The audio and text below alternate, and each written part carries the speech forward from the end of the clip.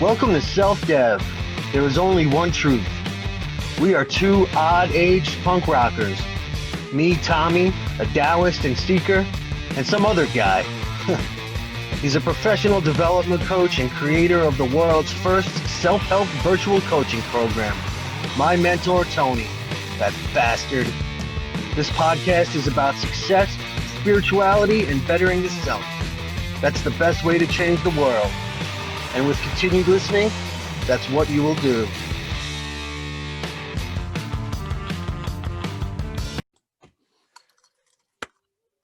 Tommy, you notice what I got in my hand, by the way? Is that a clock? Is that a watch? Yes, a hand watch or hand clock. I love these things. Time is ticking and it's the new year.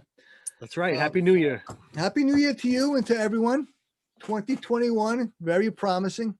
I like to think that this is one of the greatest podcasts of all time. And I am one of the greatest podcaster, coaches, and entrepreneurs of all time. What do you think about that? I'd like to think that also. Oh, you like to think that? Good. You know what I think of you? You may be familiar with what Tommy and I often start these podcasts with a psychological jab, but we started getting a little bit more liberal with it recently. And now we include other psychological commonalities. Here it's a psychological pitfall that I just said. You ever hear someone say, or have you ever said, I like to think whatever? Well, my contention is that when someone says, I like to think, fill in the blank, then it's not true. Wishful thinking. They're purporting something as if it was true, or they want you to think that it's true, and it's not. Because if it was true, they would just say it, right? I am, this is the greatest podcast, as opposed to, I like to think this is the greatest podcast. Yeah, that's great. And it's even essential to visualize, where you want to go and greater things. That's awesome and essential. But there's a great difference between those things that you want to create and the things that are now. Reality. So that's just one of my things that I've noticed. Perhaps I'm generalizing too much, but whenever I hear someone say, I like to think whatever, then what I'm hearing is not true from my point of view. What do you think of that, Tommy? I think it's more of like for a fact they're about to state their opinion. I'd like to think that it's a better record than the first one. You know what I mean? Like, it could be their. All right, but what about when they're talking about themselves? Oh, like, I like to think that I'm the best, this, that, and the whatever. I like to think that I'm an honest person. When I hear that, I'm like, okay, dishonest person speaking. Yeah, actually, well, let me see the credentials then. Well, I don't have them. I'd like to think I have them, Like I'd like to consider myself a Renaissance man, It's just like when someone says, honestly, whatever. I'm like, whoa. Well, honestly, when are you're starting with the honesty now? I'm like, That seems like such a redundant thing to say. Honestly, well, I was hoping you were honest already. Now you're going to tell me you're going to start now. Okay, well, starting now is good. So whenever I hear someone say, honestly, blah, blah, I'm like, whoa, honesty. You're starting with honesty? Yeah, that always got me. It goes to show how much we lie to each other. So when someone says, I like to think, I think that they're exercising their fantasy more than anything. You just said it. It was in a different term though. It was great. You said, but that's when people say I like to think, I'd like to think. It's primarily about themselves though. Yes, I accept what you say is accurate, that it's an opinion, but when it's self-referential, I think it's fantastical. It's more of a fantasy or a hope.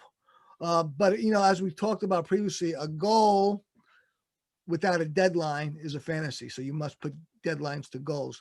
And the primary reason why I brought up this psychological pitfall, the I like to think pitfall, is to talk about the two locations, the two locations of where you are versus where you want to go, and why these are two indispensable locations in terms of your awareness and knowledge.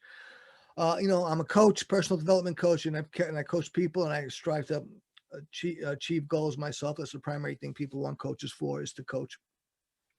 And you find out what the goal is. Okay, the goal is X. All right, great. Now, where are you now? And very often a person has either no idea or a terrible misconception where they are now. And that is something that they have to get accurate with, because you must accurately assess where you are now in order to achieve any goal. Otherwise, you will never achieve the goal.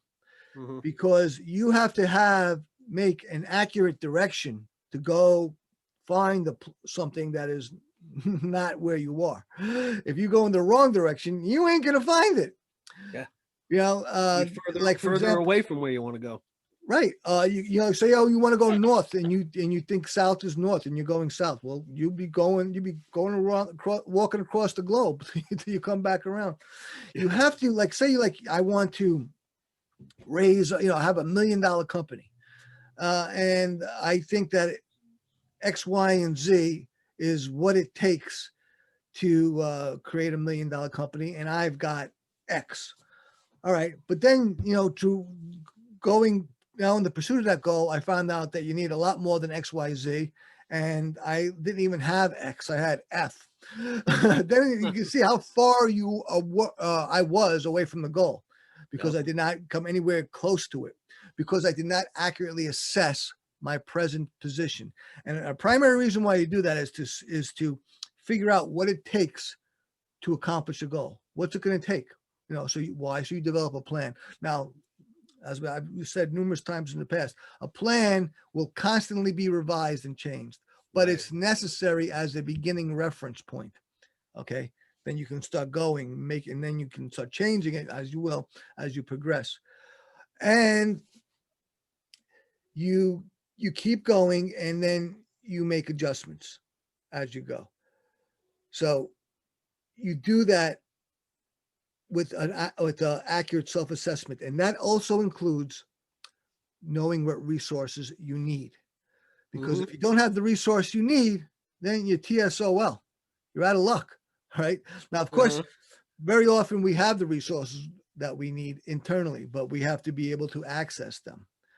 But if you don't have the resources, either internally or externally, then you must get them.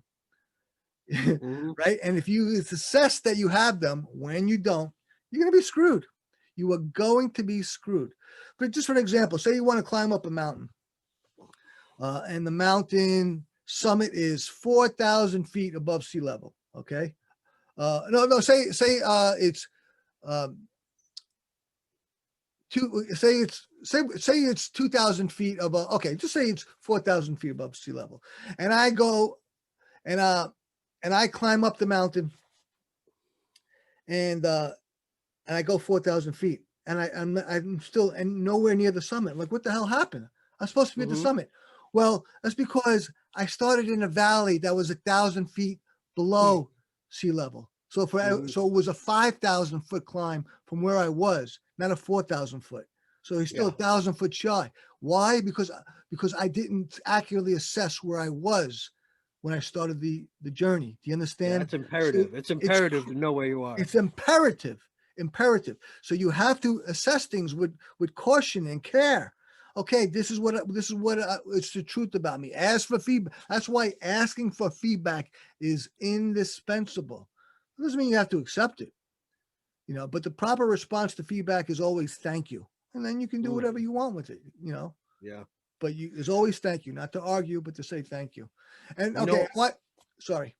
I was going to say, it's funny because I've learned a lot of the stuff I've learned is from not being where I should have been when I started, not having enough resources, and having people tell me, nope, turn around, back of the line, come back on Monday. You know what I mean? It's always something. And I'm like, all right, well, that's how I learned a lot of that stuff.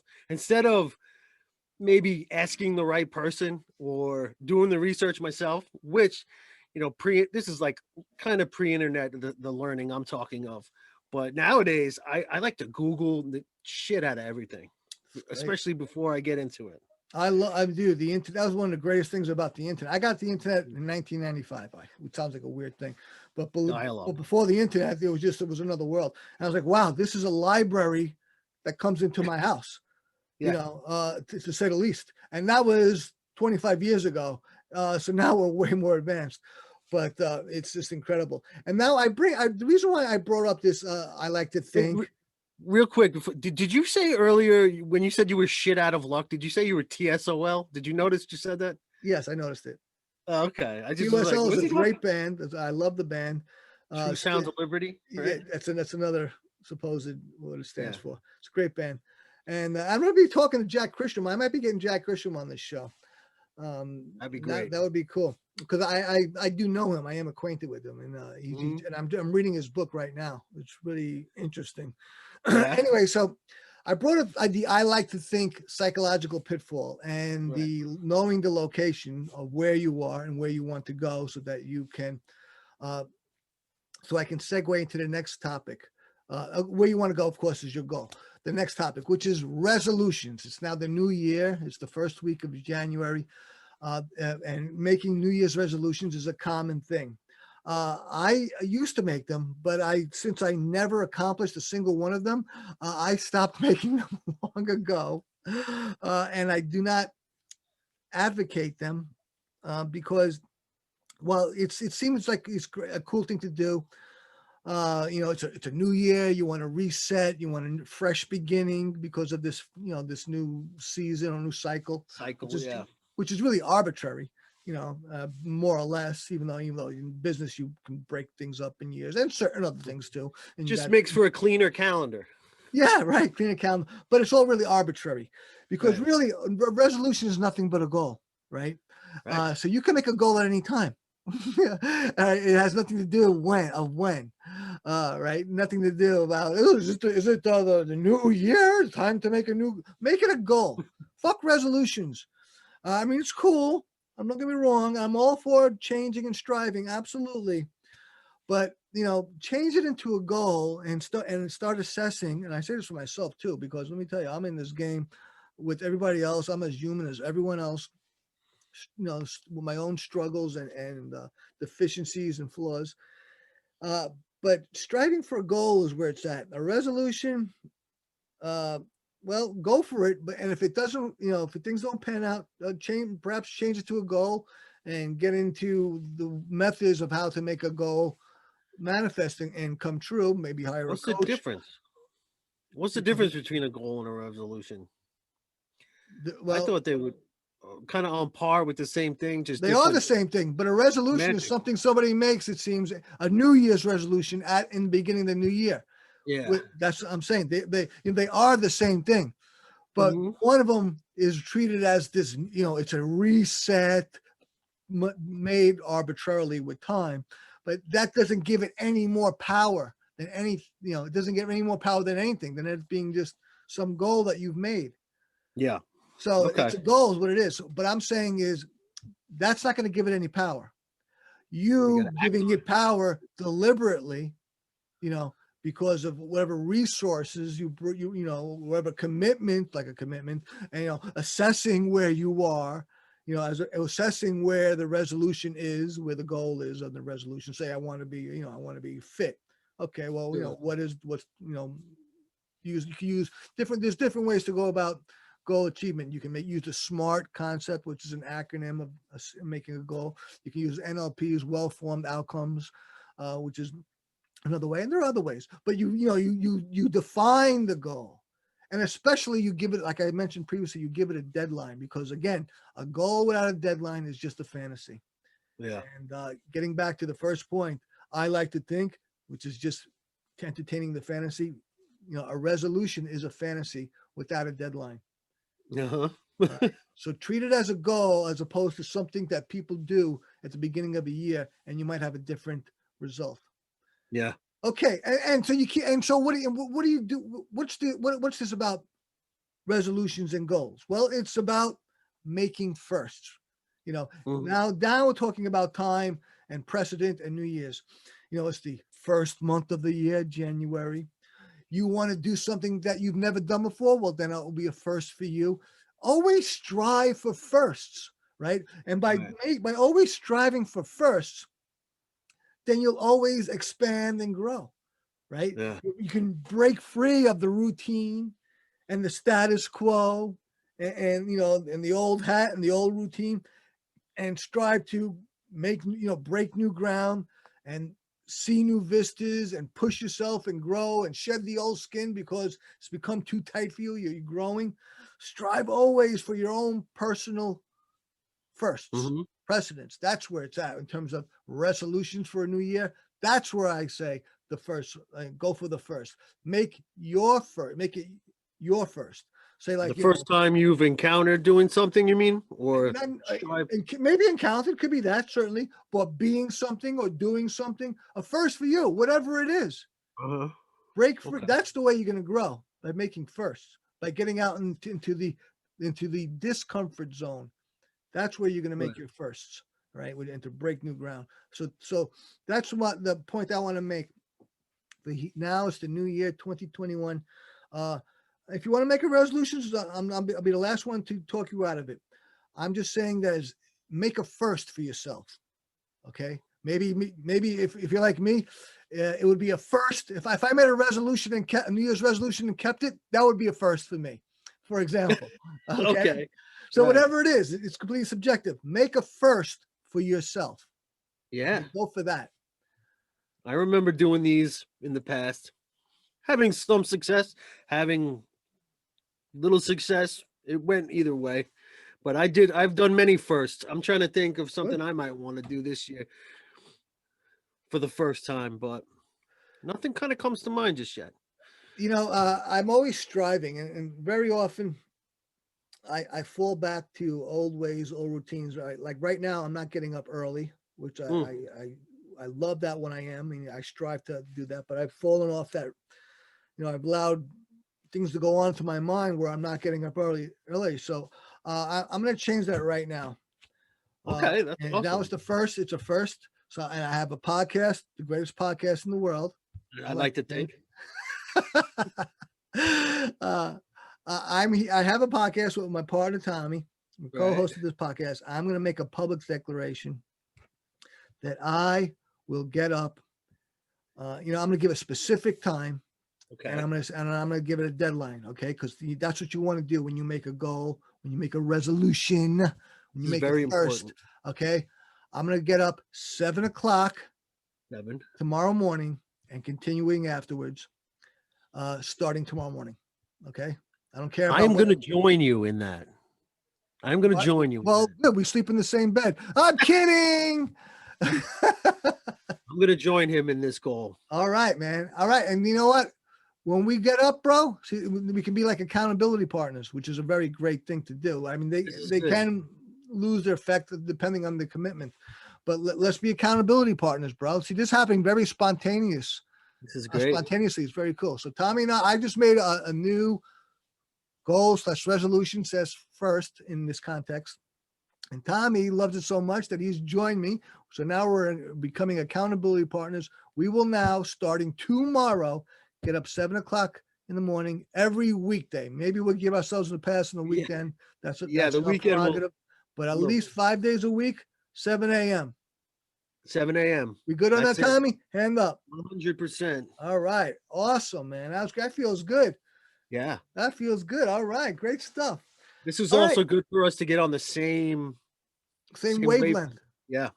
This is awesome. Otherwise, I'd never understand you. I can't understand you. Yeah, because me and him are not simpatico at all. That's one of the great things about Tommy and I made this podcast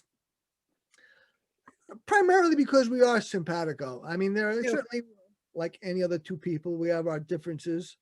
I'm smart. He's stupid.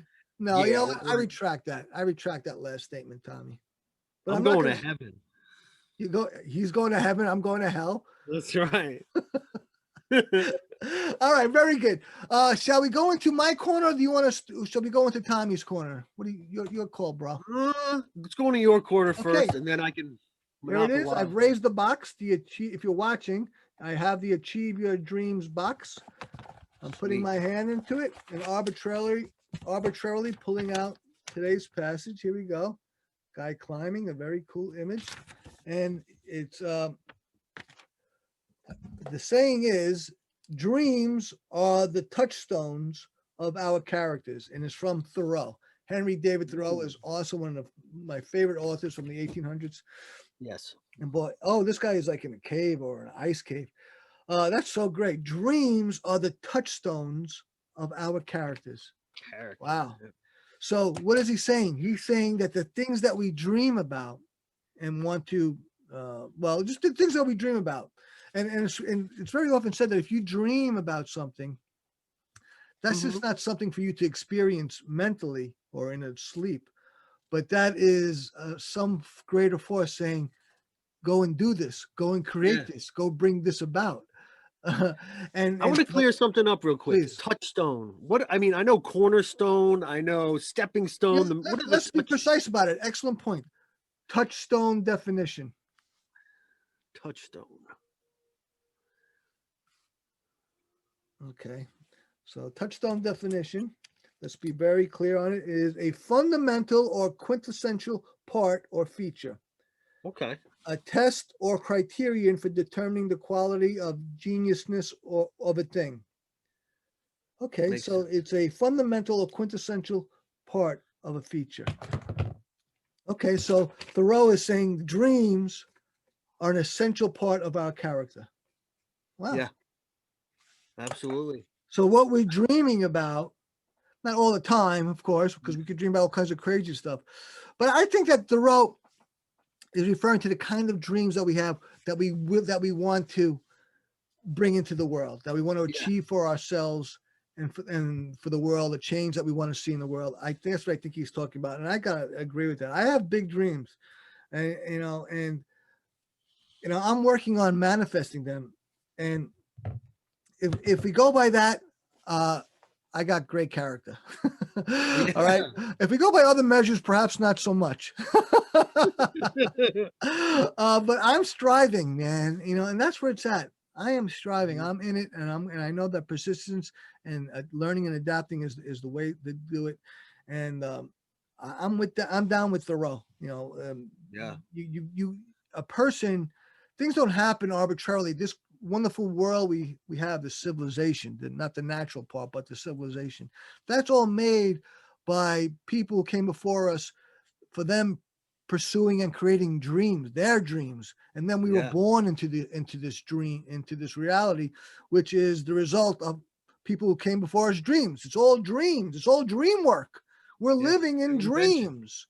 Okay, so now we got to create our own dreams, if not for ourselves, but for those who come later, when we're dead and they're living in the world that comes after, and the things that I've contributed and you've contributed, and whatever level, that's completely subjective. Even if you don't have like these grand plans for business or philosophy or for some social contribution, but just maybe to have children. Okay, rearing children that have high characters, that are altruistic, that are highly moral. That's an awesome thing to bring into society. Definitely. That's definitely a great accomplishment in its own right. I think there's a shortage of that. Okay, great stuff by Henry David Thoreau, as is my custom. Oh, I have some stuff written on the back of it as usual. Makes no sense now, but good enough. So I'm going to burn it, which is my custom, right? And you can burn it into your psyche. Dreams are the touchstones of our character, by Henry David Thoreau. And I'll put it into the tin. And there we go. Okay, very good. Nice. Tommy, you're up. It's Tommy's Corner. I think you got something new for us in the new year. Well, yeah, like you said, a first. And a first, it's actually not a first, because the last podcast I read from this book, When Things Fall Apart. Oh, that's right. Just a second. Hard Advice for Difficult Times by Pema Chodron. And actually, before I get into that, I just want to show everybody this beautiful microphone that was gifted to me by who gave you that wonderful microphone? My wonderful co-host, Mr. I got one just like that. Yes, I didn't get him anything though, because I don't celebrate Christmas. Yeah, because he does Kwanzaa. I didn't get anything for Kwanzaa either. Passover, I do everything but Christmas. But no. Merry Christmas and Happy New Year once again, everyone. And this right here, I just want to read from chapter 1, and it's just a short sentence. Fear is a natural reaction to moving closer to the truth.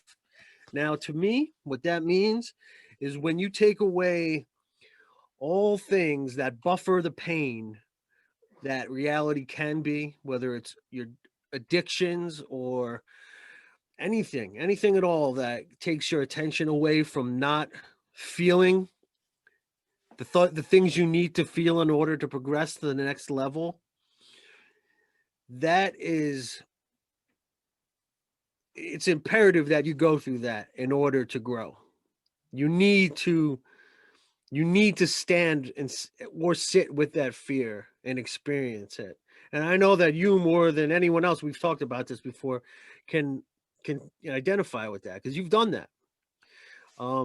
I've done it to certain degrees. I don't think I've done it enough to the point where I need to be in my life, because I still act out in different ways, not like I used to with certain chemicals and stuff. But I sometimes I'll shop, and I love merch, and I'll buy records, and I'll do all these other things, and I'll watch TV when I should be doing something else to grow.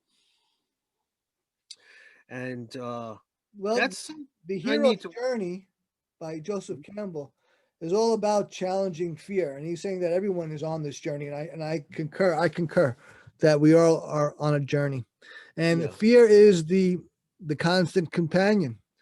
And it sounds cynical. I don't mean that cynically. I mean that it's always the thing that we have to confront.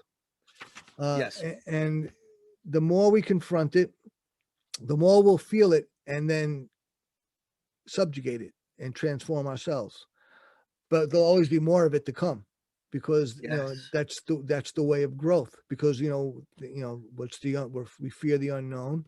That's extremely common, and we don't know what's going to happen to ourselves and to others. Will it be good? Will it be bad? Whatever. Things like that. But fear. We're always fearing all kinds of fears. Yeah. And just as it was said, as the closer we get to the truth, the more we feel more fearful. So, so if you're really afraid, that's not necessarily a bad thing. That means Right. you really could be getting onto something. Could be a gift. Say what? In a way, you could view it as a gift almost, and utilize it to grow instead Everything's of. a gift, man. Yeah. It's all a gift. Yeah. That's the problem that we get into, is when we think that this is bad and that is good. If we can make it all good, if we can celebrate it all, then it could be a whole other experience where we don't have these negative feelings about this or that, and then have positive feelings instead about that, including the fear itself. Okay, Yeah. the fear is a signal that I'm closer to the truth. Oh, all right, great. That's something to celebrate right there. Absolutely. And now what should I have? What should I do with this fear? Well, you stand up, straighten the spine, right? Mhm. And face it, and then see what happens. Yeah. Yeah. And let Definitely. me know. All right, man. That's it, man. Beautiful. Great stuff, man. And now I got just the Tao Te Ching. This might be the last I read, because I'm going to get further into this when things fall apart. I think it's better for the times, when if people can identify with uncertainty nowadays, and uncomfortability, and feeling like all is lost. And I think that incorporating this. So you want to start now. You want to focus on with When Things Fall Apart book. I think so. Yeah. End it with Tao Te Ching. I think I'm going to end it with Tao Te Ching. I could, and you can join me as well. I can make separate videos for the Tao, and then I just had that same thought. I like that. Yeah. I like that. Okay, so let's do that. Let's make this the last time you read from Tao Te Ching as part of the Self Delve One Truth podcast. Yeah. And you do a splinter video of doing the Tao Te Chings for all the people who are into the Zen and the Buddhism of it. Yeah, man. It's a great And idea. the Things Fall Apart is also Zen, so it's great.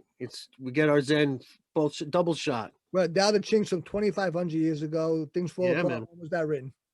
Things Fall Apart is a contemporary book written by a Buddhist nun And let me see. I don't know. I think this was a reissue. It was written originally in like 98.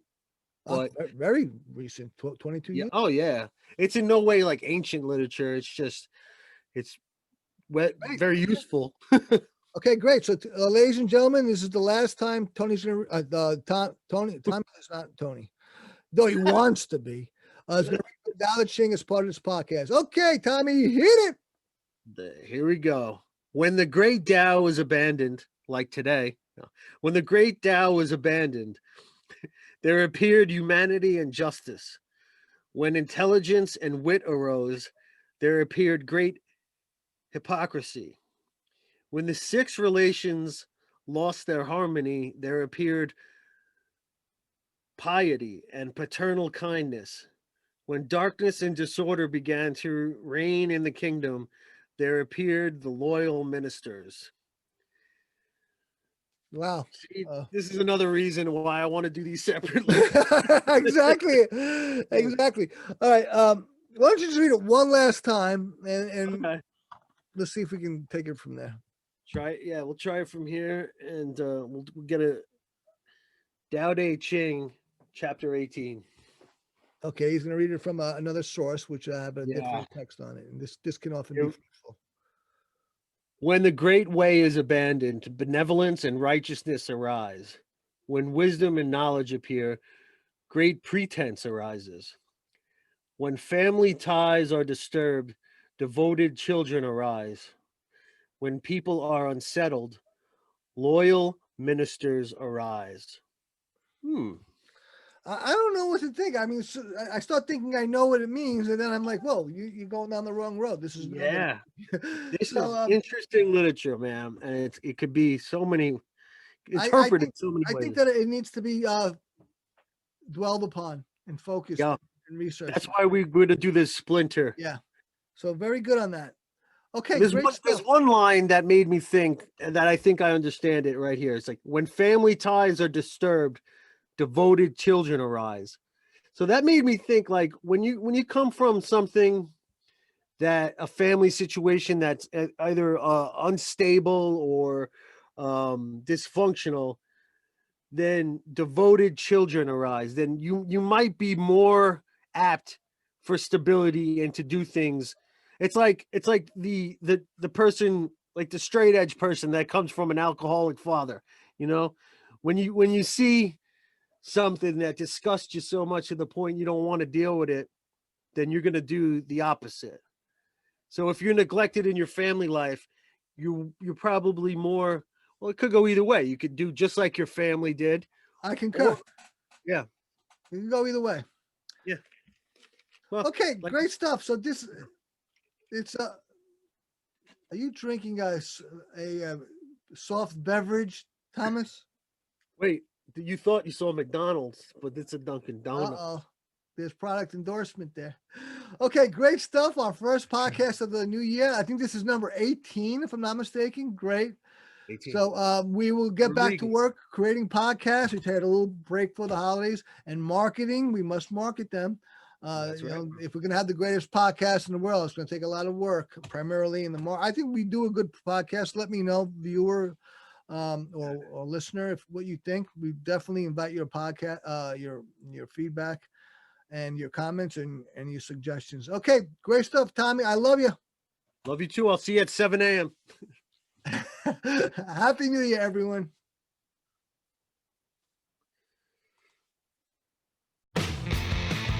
Thank you for joining us. Please subscribe, like, and share this with like-minded people. Stick with us. We will continue to improve and persist. You can do it with us.